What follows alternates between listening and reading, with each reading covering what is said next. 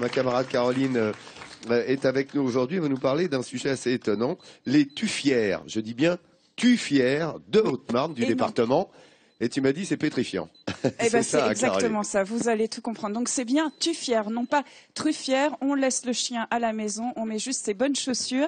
C'est en fait un endroit que j'ai découvert grâce à vous, grâce à l'émission, je dois le dire. Et c'est vraiment quelque chose que j'ai envie de vous faire partager. C'est un endroit où la végétation se transforme en sculpture naturellement.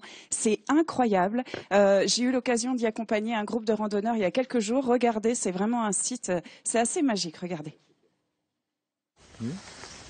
Tu prends, toc, il détecte et hop, t'es renvoyé directement vers le site web.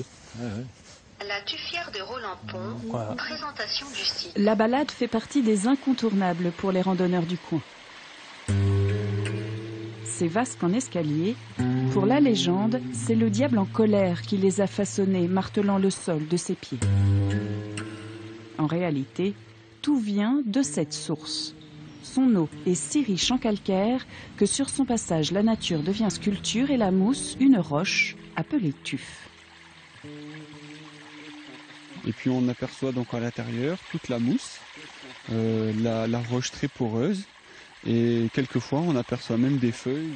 On a une ambiance forestière, des feuilles qui tombent, des rameaux qui tombent, des branches qui tombent.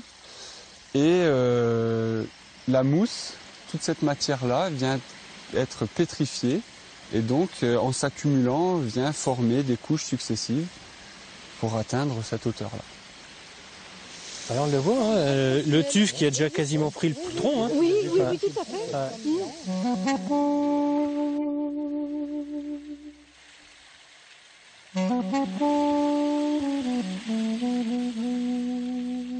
C'est un endroit qui a un petit peu de mystère. C'est un endroit où il y a beaucoup de couleurs, même si je parle dans les tons de vert, il y a le murmure de l'eau. C'est un endroit très apaisant. On y vient pratiquement 1 ou 2 fois par an, sûr, et des fois un peu plus. Alors au printemps, et puis maintenant, encore que le feuillage est encore pas très beau, mais d'ici 1 mois, il va y avoir de belles couleurs, et c'est très impressionnant. L'eau calcaire et la mousse ne sont pas les seuls architectes du site. La main de l'homme est aussi passée par là. Témoin, ces falaises, résultat de l'utilisation du tuf. On est ici au-dessus de la tuffière fossile qui a servi de carrière à l'exploitation du tuf. Le tuf étant une roche poreuse et isolante, elle a servi au début du 19e siècle à faire des cloisons isolantes ou des conduits de cheminée. Aujourd'hui, le site n'est plus dédié qu'à la balade. Une balade à faire aux 4 saisons dans un lieu en perpétuelle évolution.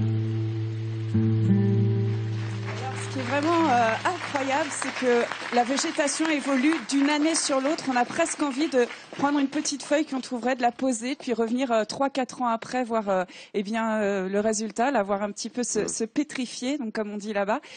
C'est une balade alors où vraiment on se ressource parce que le lieu est magnifique. On en ressort aussi plus intelligent puisque vous l'avez vu, il y a plein de flash codes comme ça qu'on peut activer avec un smartphone ou alors des panneaux qui nous en apprennent beaucoup sur le site, notamment sur l'écosystème puisqu'il y a, grâce à cette eau calcaire très pure, des mousses, de la végétation, des insectes, des libellules qui sont des espèces en voie de disparition. Donc c'est vraiment un laboratoire à ciel ouvert très impressionnant.